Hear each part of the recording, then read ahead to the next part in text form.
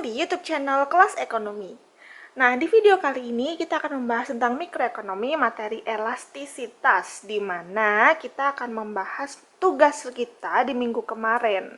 Nah, di tugas kita minggu kemarin soalnya ada di buku paket yang sudah saya bagikan ke kalian. Di sini kita akan mulai membahas soalnya, kita akan membahas jawabannya satu per satu. Oke. Nah, di sini adalah yang nomor pertama, soal pertama. Di mana soal pertama kita di sini mempunyai harga, kita punya harga, lalu kita punya QD, dan selanjutnya kita juga punya QS. Di harga ini kita sudah punya 5 harga, kita punya 5 QD, dan juga kita punya 5 QS. Pertanyaan dalam soal itu adalah untuk mencari elastisitas permintaannya dan juga elastisitas penawarannya. Nah, elastisitas permintaan yang ditanyakan adalah di setiap perubahan harganya. Begitu juga dengan elastisitas penawarannya di setiap perubahan harganya. Yang sudah kita sepakati perubahan harganya kita akan tarik dari atas hingga ke bawah, maka ini akan menjadi kasus kenaikan harga. Nah, karena tadi kita sudah membahas tentang perubahan harganya, maka dari itu kita punya 3 kondisi yang sudah saya tuliskan di sini. Kondisi yang pertama adalah ketika harganya ketika harganya naik menjadi 4.000 dari 2.000 ini. Saya juga sudah menuliskan perubahan QD-nya dan juga perubahan QS-nya. Lalu kondisi yang kedua adalah ketika harganya naik dari 4.000 menjadi 6.000 dengan perubahan QD dan juga perubahan QS yang sudah saya tuliskan. Ini juga yang kondisi yang ketiga adalah dari 6.000 menjadi 8.000 dengan QD dan juga QS yang sudah saya tuliskan. Nah, mari kita hitung. Sekarang kita akan membahas bagaimana elastisitas permintaan dan juga elastisitas penawarannya. Yang mana sudah kalian ketahui bahwa rumus elastisitas permintaan dan juga rumus elastisitas penawaran itu sama, yaitu adalah delta Q per delta P dikali P per Q. Itu adalah rumus yang sama untuk elastisitas permintaan dan juga untuk elastisitas penawaran. Nah, sekarang kita hitung. Yang pertama adalah untuk kondisi yang A. Untuk kondisi A, kita hitung terlebih dahulu elastisitas permintaannya, yaitu ketika delta Q per delta P dikali P per Q. Nah, lalu untuk selanjutnya, delta Q-nya di sini sendiri adalah Q2 min Q1. Berarti kita mendapatkan minus 2000 dibagi delta P-nya adalah dari 4.000. P2-nya adalah 4.000 dan P1-nya adalah 2.000. Maka di sini delta P-nya adalah 2.000 dikali P. P ini merujuk kepada P1-nya. P1-nya adalah 2.000. Lalu Q-nya di sini merujuk kepada Q1. Q1-nya adalah 10.000. Kita coret ini 5, ini 1, ini 1, ini 1. Maka diketahui minus 1 per 5. Maka kita dapatkan ED adalah sebesar 0,2, minus 0, sekarang kita sudah mengetahui elastisitas permintaan dari kondisi yang A. Lalu sekarang kita akan membahas yang elastisitas penawarannya. Saya akan tuliskan di sampingnya, kita bahas di sampingnya. Maka di sini kita dapatkan ES sama dengan delta Q per delta P kali P per Q. Maka di sini delta Q-nya adalah dari 3.000 menjadi 6.000. Maka delta Q Q2 min Q1 yaitu sebesar 3.000. Sedangkan untuk delta P-nya kita masih mengambil di sini 2.000 dan juga 4.000, berarti di sini adalah 2.000. Dikali P1-nya adalah 2.000 Q1-nya adalah 3.000. Kita coret satu, maka kita mendapatkan elastisitas penawaran dari perubahan harga kondisi A adalah 1. Nah, ini untuk kondisi yang A. Selanjutnya, kita akan mencari untuk kondisi B. Nah, kita mencari kondisi yang B. Nah, selanjutnya kita akan mencari untuk yang kondisi B.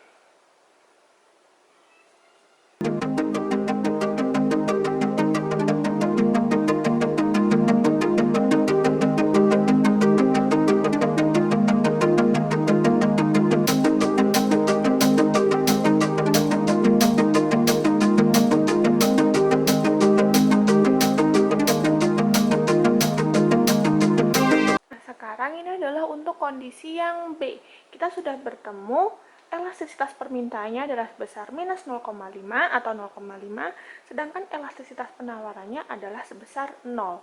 Sekarang kita akan menghitung untuk kondisi yang C.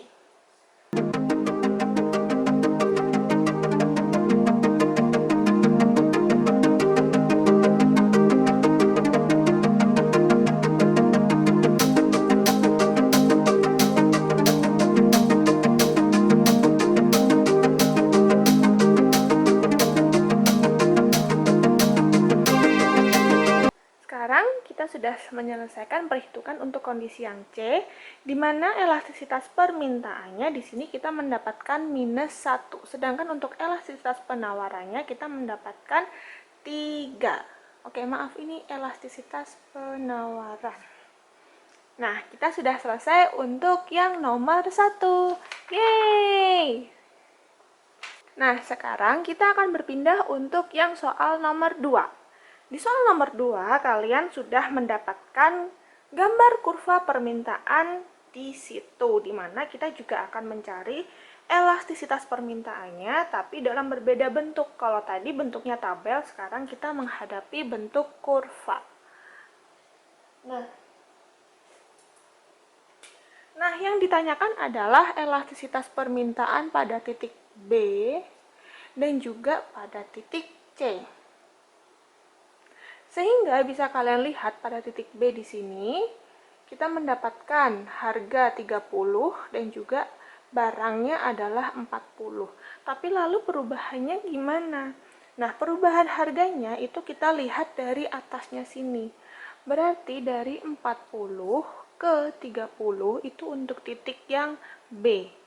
Untuk titik B ini. Maka di sini kita mendapatkan elastisitas permintaan B adalah ketika harga satunya, P1-nya adalah 40, P2-nya adalah 30. Dan kuantitinya berarti kuantitinya adalah kuantiti yang pertama yaitu 20 dan kuantiti yang kedua adalah 40. Lalu untuk elastisitas permintaan C, titik C ini, kita di sini mendapatkan di mana dia ada di angka 20 harganya dan kuantitinya adalah 60. Perubahannya kita melihat dari atasnya sini. Berarti P1-nya adalah 30, P1-nya adalah 30, sedangkan P2-nya adalah 20. Q1-nya adalah 40 dan Q2-nya adalah 60. Nah, sekarang kita akan menghitung elastisitas permintaannya.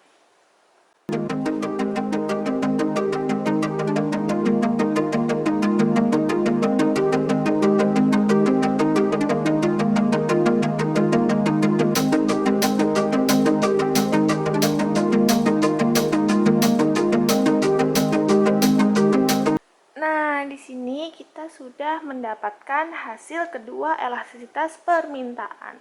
Maka elastisitas permintaan untuk titik B adalah minus 4 atau 4, sedangkan elastisitas permintaan untuk titik C adalah minus 1,5 atau 1,5. Nah, nomor 2 sudah selesai kita kerjakan. Yeay! Nah, lalu selanjutnya kita di sini akan membahas yang nomor 3. Yang nomor 3 sama, kita hanya akan mencari elastisitas permintaannya. Tapi di sini kita sudah akan menggunakan nilai titik tengah. Nah, seperti yang mana kalian ketahui, rumus dari nilai titik tengah adalah ED sama dengan Q1 minus Q dibagi Q plus Q1 dibagi 2 per P1 minus P per dalam kurung P plus P1 dibagi 2. Nah, kita akan menggunakan rumus nilai titik tengah yang ini. Di sini kita punya dua kondisi, yaitu yang A adalah ketika harga naik dari 2.000 menjadi 3.000. Maka jumlah barang yang diminta turun dari 800 ke 700. Dan yang kedua adalah ketika harganya naik dari 3.000 menjadi 4.000. Maka permintaannya berubah dari 700 menjadi 600. Oke, mari sekarang kita hitung.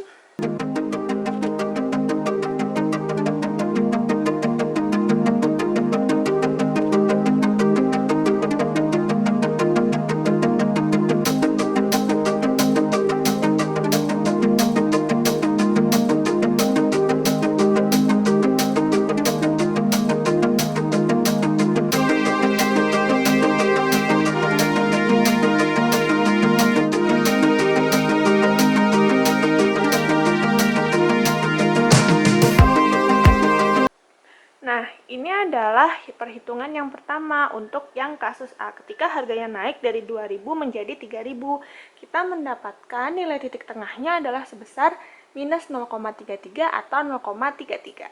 Nah, sekarang kita akan menghitung yang kasus B.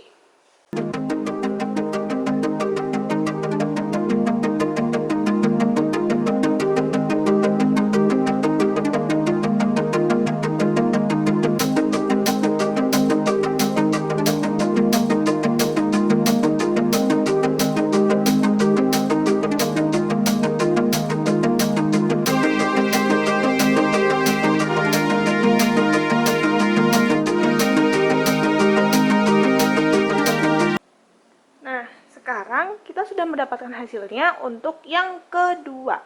Untuk yang kedua ini kita mendapatkan hasil sebesar minus 0,54 atau 0,54. Jadi kita selesai untuk membahas yang nomor 3. Yeay! Nah, sekarang kita akan membahas yang nomor 4. Yang nomor 4 ini sama kasusnya dengan tadi ketika kita membahas yang nomor 2. Di mana kita tidak mengetahui tabelnya, tapi kita mengetahuinya secara kurva. Nah, kita mengetahui secara kurva di sini, kita akan menghitung elastisitas penawaran, karena ini adalah bentuk dari kurva penawaran. Di sini kita ditanya elastisitas penawaran kurva titik L, dan juga untuk titik M. Oke, sekarang untuk titik L, kita di sini sudah mengetahui bahwa titik L ini adalah 30, untuk kuantitinya adalah sebesar 50. Jadi di sini untuk titik L, maka P1-nya adalah 30 dan P2-nya adalah 20. Lalu untuk Q1-nya adalah 50 dan Q2-nya adalah 30. Sedangkan untuk titik M, di sini kita mengetahui harga di titik M adalah 40. Lalu kuantitinya adalah 70. Maka di sini kita mengetahui P1-nya adalah 40, P2-nya adalah 30 dari sini, lalu Q1-nya adalah 70, dan kuantiti yang kedua adalah 50 dari sini. Nah, setelah kita mengetahui ini semua, mari sekarang kita hitung.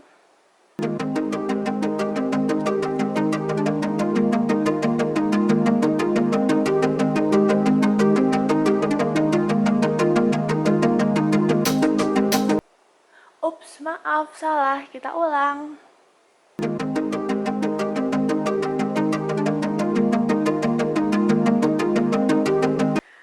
Nah, kita sudah mendapatkan perhitungan dari nomor 4, di mana untuk titik L ini kita sudah mendapatkan elastisitas penawaran sebesar 1,14. Sedangkan untuk titik M, kita sudah mendapatkan koefisiennya yaitu sebesar 1,2. Nah, di sini kita sudah selesai menghitung yang nomor 4. Yeay! Nah, selanjutnya yang terakhir, kita di sini punya tabel yang mengisyaratkan ada harga barang X dan juga ada kuantiti barang Y. Maka dari itu nomor 5 ini adalah menghitung elastisitas permintaan silang. Nah, sebagaimana kita sama-sama sudah tahu, rumus dari permintaan elastisitas silang adalah EXY sama dengan delta QX per delta PY dikali PY per QX. Dalam hal ini berarti kita kebalikannya ya, bukan delta QX melainkan delta QY.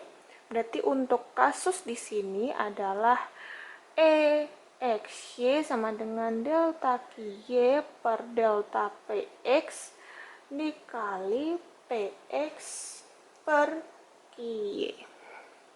Nah, karena kita sudah mengetahui rumusannya, kita akan mencarinya dan menghitungnya. Di sini kita punya 4 keadaan, yaitu ketika dari harga 1000 ke 800, lalu ketika dari harga 800 ke 600, yang ketiga adalah dari 600 ke 400, dan yang keempat adalah dari 400 ke 200. Nah, sekarang mari kita hitung.